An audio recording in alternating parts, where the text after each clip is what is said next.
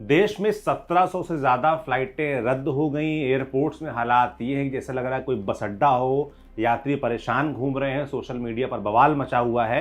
और इसके पीछे जो मेन कारण बताया जा रहा है वो एक नियम है जो सरकार की तरफ से लाया गया, जिसे FDTL कहते हैं, फ्लाइट ड्यूटी टाइम लिमिटेशन।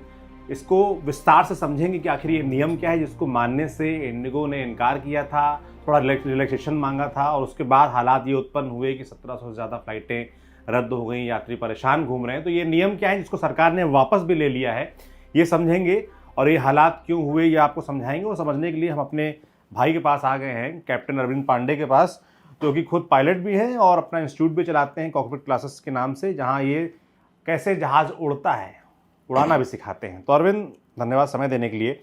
सबसे पहले तो मुझे ये बताओ, ये जो नियम है FDTL जिसका बड़ा जिक्र आ रहा है और कहा जा रहा है कि इसी से शुरुआत हुई जो हालात उत्पन्न हुए हैं, तो ये FDTL क्या है ये बताओ, और ये हालात क्यों हो गए हैं कि लोग, मतलब फ्लाइट्स इस तरीके से डिले कैंसिल होना, एयरपोर्ट के बाहर हल्ला मचा हुआ है, बवाल कटा हुआ है, लोग परेशान घूम रहे हैं, पाथवे पे लेटे हुए हैं, लगेज के लिए परेशान है। ऐसे हालात तो मतलब पहले मुझे नहीं लगता देखे, और आप ज़्यादा एक्सपीरियंस, आपने कभी देखे ऐसे हालात? ऐसे कभी हालात हमने आज तक नहीं देखे।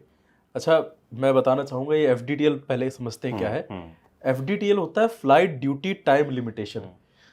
जैसे क्या होता है कि पायलट कितने देर फ्लाई कर सकता है, कितनी लैंडिंग कर सकता है, एक हफ्ते, एक महीने, एक साल, पर डे, ये सब डिपेंड है, सब डिसाइडेड है with the help of FDTL। FDTL अपना आपके हिसाब से भाई इतनी ड्यूटी कर सकते हो, इतनी देर पहले एयरपोर्ट आओगे, इतनी लैंडिंग कर सकते हो, ये फिक्स है। अच्छा, इसको लाया क्यों जाता है? ताकि फटीग, पायलट को स्ट्रेस ना हो ज़्यादा। पायलट ज़्यादा क्यों भाई, पायलट भी एक इंसान ही, मशीन नहीं है। तो ये सुविधाएं उनके लिए हैं। बट पिछले कुछ दिनों, कुछ महीनों से देखा जा रहा था कि कई पायलट फटीग, कई पायलट स्ट्रेस में जिनकी हार्ट अटैक से मौत हो रही थी, कई पायलट की तबीयत खराब हो रही थी, और ये नियम हो रहा कि भाई FDTL को चेंज करने की जरूरत है, हम कुछ ज़्यादा ही फ्लाइट कर रहे हैं। अच्छा, चेंज ऐसा कुछ चेंज नहीं कि हमको अच्छा करो, हम चाहते थे कि जो ऑल ओवर वर्ल्ड में चल रहा है वही हमारे यहाँ भी कर दो, इक्वल करो आप। अब FDTL इन्होंने जो चेंजेस करना था, ये ड्राफ्ट निकला है 2024 से। मतलब ये चेंज तब से बता रखा है हम चेंज करेंगे। ये काफ़ी डिले होता गया, और ऐसा नहीं कि अचानक से आया, ये ड्राफ्ट में पहले से था और ये होना था, ये कई फेजेस में होता है और ये होना था। फिर ये काफ़ी डिले रहा, और एक्सपेडाइट तब हुआ जब ये एक मिस हैपनिंग हुई, एयर इंडिया 171 क्रैश हुआ, जिसके बाद सुप्रीम कोर्ट ने और आपका पायलट एसोसिएशन है, उन्होंने संज्ञान लिया, और DGCA एक बॉडी है, directorate general of civil aviation, जो कि आप बोल सकते हो this is the watch dog of Indian aviation. ये इंडियन एविएशन को रेगुलेट करते हैं। इन तक बात पहुंची, और फिर सुप्रीम कोर्ट का इंटरफेयर हुआ कि why you are not doing FDTL, anything about FDTL, तो उन्होंने FDTL लागू कर दिया। अच्छा, जो मेन कब लागू हुआ ये? अभी 1 दिसंबर से ये ज़्यादा इशू हुआ है। और अभी तक जो आपने बताया वो ये है कि सरकार, जब ये पिछला जो बड़ी दुर्घटना हुई एयर इंडिया वाली प्लेन के साथ गुजरात में, उसके बाद सुप्रीम कोर्ट की तरफ सख्ती की गई। हाँ, मतलब कि जो पायलट्स का मैनेजमेंट है, स्ट्रेस है, अगर उनको समय उनके तय हो जाए कितना समय उनको जहाज उड़ाना है, मेंटल प्रेशर ना हो, शारीरिक प्रेशर ना हो, उसको सुनिश्चित करने के लिए कुछ नियम कानून में बदलाव किया गया। हाँ, पायलट और क्रू के बारे में। मतलब क्रैशेस से पहले भी FDTL तो हमेशा से रहा है, लेकिन इसको थोड़ा एक्सपेडाइट किया गया, इसमें इन्वॉल्वमेंट आया कोर्ट का। किस तरह के बदलाव हुए इसमें? अब इसमें जो मेन बदलाव तो कई है, अगर देखा जाए। जो मेन है, जो मोस्टली इफेक्ट कर रहा है, वो है नाइट की। अब जैसे पहले था, DGCA मानता है नाइट फ्लाइंग FDTL 12 आवर्स से 12 AM से 5 AM तक, इसके बाद ये मॉर्निंग का शिफ्ट माना जाता है। लेकिन 12 से 5 में कुछ रिस्ट्रिक्शंस है, जैसे आप 3 सेक्टर से ज़्यादा नहीं कर सकते। बहुत मेजर बात आ गई तो 4 सेक्टर, और 3 सेक्टर ज़्यादा नहीं कर सकते। सेक्टर क्या, आप गए आए गए, तो ऐसे सेक्टर्स होते हैं। तो अब जो एयरक्राफ्ट्स है, अब जब 3 सेक्टर्स ज़्यादा नहीं कर सकते, तो इंडिगो की मोस्टली फ्लाइट ऐसे थी कि 5 बजे के बाद थी या 5 बजे के बाद थी, तो इन्होंने, अब पहले 12 से 5 था, अब ये इन्होंने घटा के 12 से 6 कर दिया। अब 12 से 6 कर दिया, तो 1 घंटे का जो इंडिगो का टाइम था, जिसमें ये सारा मैनेज कर देते थे कि भाई पहले चलो 5 बजे के बाद ये 4 सेक्टर कर ही सकते हैं, लेकिन अब 5 बजे से 1 घंटा और बढ़ गया। तो ये मोस्टली जो फ्लाइट थी वो 5 बजे के बाद ही थी, या 5 बजे था, 5 से 6 के बीच में कई इंडिगो फ्लाइट डिसरप्ट हुई। अच्छा, एक चीज़ मैं आप बताना चाहूँगा, स्विस चीज़ थ्योरी आपने सुना है कभी? नहीं। स्विस चीज़ थ्योरी एक ऐसी होती है कि कोई भी चीज़ अगर मिस हैपनिंग होती है तो सिर्फ एक रीज़न नहीं होता है।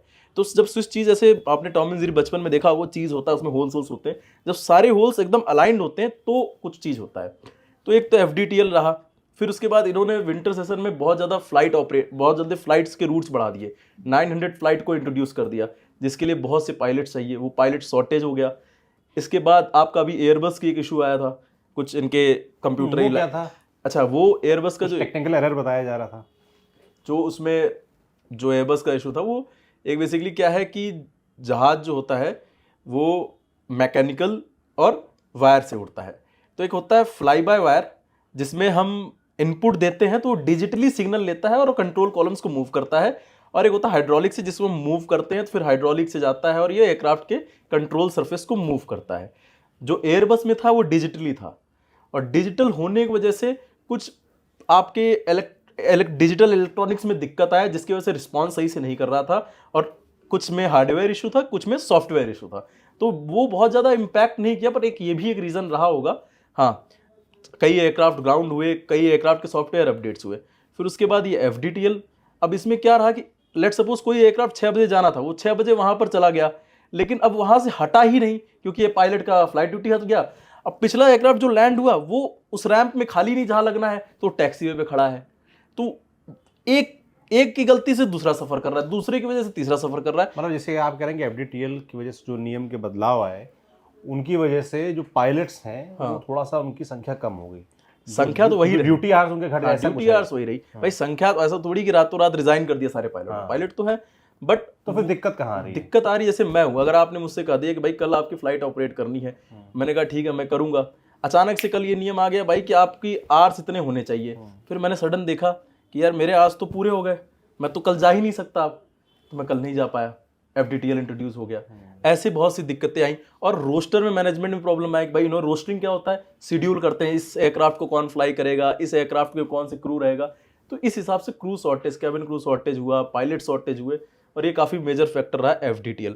एज सच पायलट शॉर्टेज की बात करें तो अभी इंडिगो में बहुत से, मैं यहाँ पर ट्रेनिंग देता हूँ पायलटों को, सो बहुत से बच्चे वेट कर रहे हैं इंडक्शन का, बहुत से बच्चे पूरा प्रोसेस हो चुका है, सिम चेक हो गया, सिलेक्शन हो गया, बट अभी वो अपने इंडक्शन का वेट कर रहे हैं। तो पायलट शॉर्टेज अचानक से हुआ, कैसे हुआ, ये कहीं ना कहीं इंडिगो देखेगी, और वो उनकी मैनेजमेंट और ऑपरेशन दो टीम होती है, मैनेजमेंट HR डिपार्टमेंट से, ऑपरेशन क्रू संभालता है सारा कुछ, तो इनमें कैसे कोलैबोरेशन होगा, कैसे क्या है, वो सारी चीज़ अच्छा, ये डिस्कस का मुद्दा है। चीज़ और समझना चाहूँगा कि भाई पायलट्स आप कह रहे हैं कि पहले से कम है ना? ये नियम जैसे आया तो नियम के बारे में तो पहले से पता रहा होगा इंडिगो को, ऐसा था नहीं कि अभी अचानक से पता चला जी, कि अचानक से पता चला और आप 3-4 दिन में संभाल नहीं पाए जी तो इसकी तैयारी तो पहले से होनी चाहिए थी जी, पहले सरकार को भी सुनिश्चित कराना चाहिए था कि इंडिगो सबसे बड़ा की प्लेयर है अगर एयरलाइंस के हिसाब से आप देश में देखेंगे, तो सरकार क्या सुनिश्चित नहीं करा पाई, इंडिगो नहीं मानी, क्योंकि इंडिगो के बारे में ये भी चल रहा है कि वो थोड़ा रिलैक्सेशन मांग रही थी सरकार से कि कुछ समय हमको और दे दीजिए फिर हम लागू कर देंगे, और फिर वो लागू नहीं हुआ, अफरा तफरी मची, और अब देखिए सरकार को रोल बैक करना पड़ गया। बिल्कुल, अब रोल बैक इसलिए करना पड़ गया कि भाई अब सडन इन्होंने जो नियम आया है, इसको सडन तो नहीं कहेंगे, पता तो आने वाला है, चीज़ होना था, बट एयरलाइंस प्रिपेयर नहीं थे। सारे एयरलाइंस को इफेक्ट नहीं किया, सिर्फ इंडिगो को इफेक्ट किया है, और सारे एयरलाइन अपना कर रहे थे, बट हाँ उनको टाइम दिया गया है वापस से कि भाई आप इस पर काम करो, और कई लोग इसमें नाराज भी हैं कि टाइम तो पहले से मिलता आ रहा है।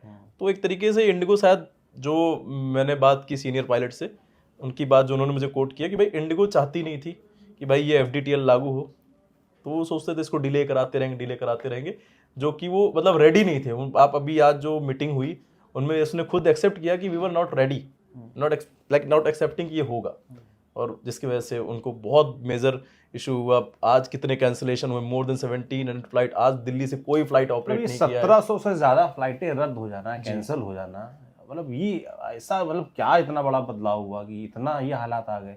मैं अभी दिल्ली एयरपोर्ट होके आया, मतलब लोग अफरा तफरी घूम रहे हैं, पता ही नहीं अगली फ्लाइट कब मिलेगी, कैंसिल हो गई, रीशेड्यूल हो रही है फिर भी कैंसिल हो जा रही है, तो इतने बुरे हालात कैसे हो गए? देखिए एक नियम की वजह से। अब जैसे तो ऐसा तो है नहीं कि बस चला रहे हैं हम या ट्रेन बस चला रहे हैं, फ्लाइट कर रहे हैं, फ्लाइट का एक हमारा वॉचडॉग है, DGCA है, वो हमें पायलट लाइसेंस देता है, और हमारा काम है अपने लाइसेंस को बचाए रहें।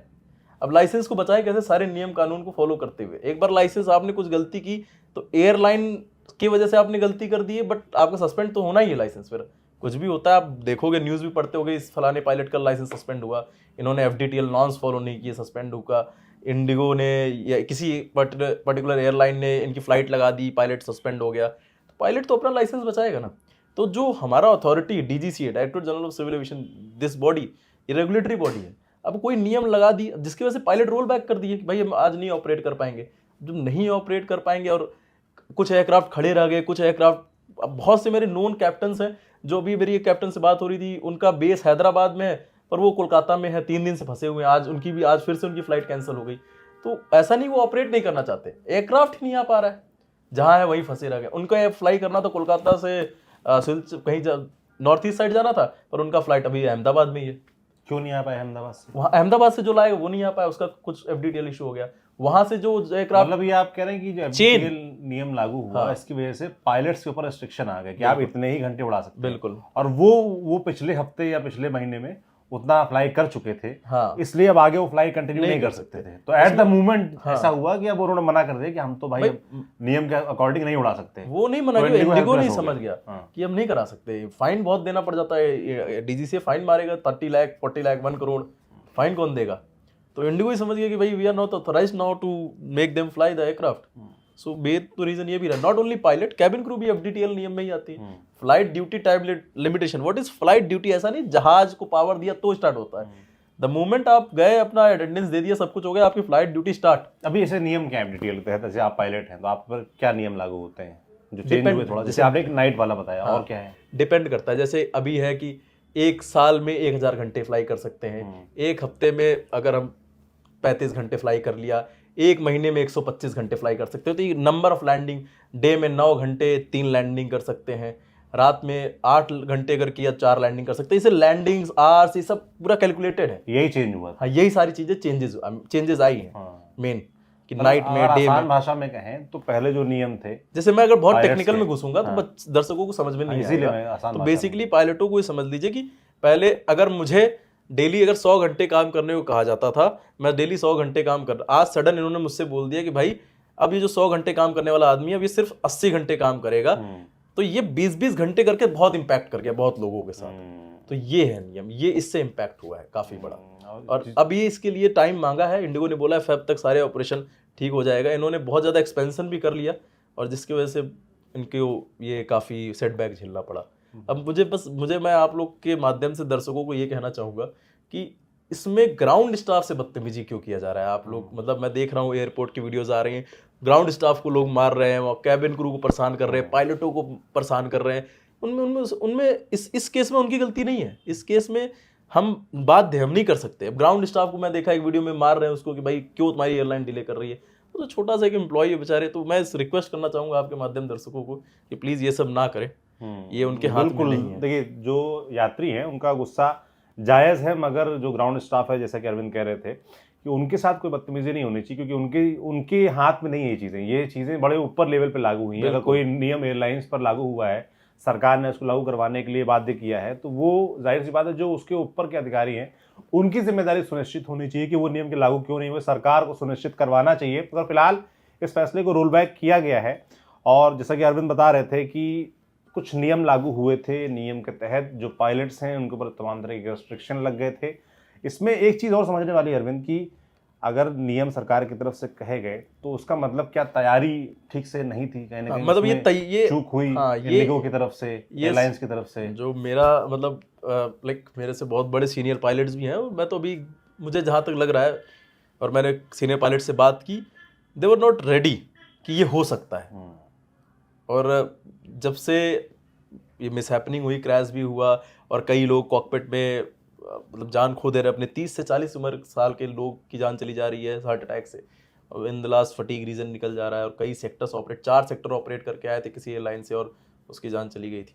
तो ये सब चीज़ें जो रही, वो उसके वजह से इसमें सुप्रीम कोर्ट भी एक्ट किया। अच्छा, FDTL जरूरी है पायलट्स को? आप ऐसे पायलट? बिल्कुल जरूरी है। आप मुझसे आप कैसे, एक पायलट कैसे अफेक्ट होता है उससे? अब लेट्स सपोज भाई मैं एक पायलट हूँ, एक ह्यूमन का जो ब्रेन है वो हर चीज काम करने की क्षमता होती है। मुझसे आज आप लगातार एक दिन फ्लाई किया, आप जब फ्लाई करते हो एयरक्राफ्ट, तो आपका जो ब्रेन है वो पूरा फोकस रहता है इक्विपमेंट्स में। आपको मैं दिखाऊंगा अभी यहाँ पर कितने इक्विपमेंट्स पायलट को देखना पड़ता है, कितनी चीजें मॉनिटर करनी होती है, थ्रू आउट ATC से बात करना होता है। दिमाग थक, आप कोई भी, मैं आप ही हो, मैं लगातार दिन भर आपसे बात कर रहा हूँ, आपके हाथ दिन भर माइक लेके घूम रहे हो, आप बात कर रहे हो, तो आपकी भी एक लिमिट है ना, सोना भी जरूरी है। हम पायलटों को रात को फ्लाई करा दिया, दिन में फ्लाई करा दिया, तो अगर बैक टू बैक फ्लाई करोगे तो हमें एक छुट्टी चाहिए, एक रेस्ट चाहिए। हमारा दिमाग काम नहीं करता। 4 सेक्टर अगर आप फ्लाई करते हो, अभी इसमें देख रहा था कि 7 दिन फ्लाई के बाद 48 घंटे का ब्रेक देना है और उसको छुट्टी में काउंट नहीं होगा। हाँ, वो रेस्ट देना है आपको। अभी शायद 36 आवर्स है। हाँ, उसको 12 घंटे बढ़ा दिया है। तो वही 12 घंटे की वजह से डिफरेंस ऐसा आया कि शॉर्टेज पड़ गई। बिल्कुल एक चीज, छोटी छोटी चीजें जो बदलाव हुए हैं उसकी वजह से इफेक्ट हो गया।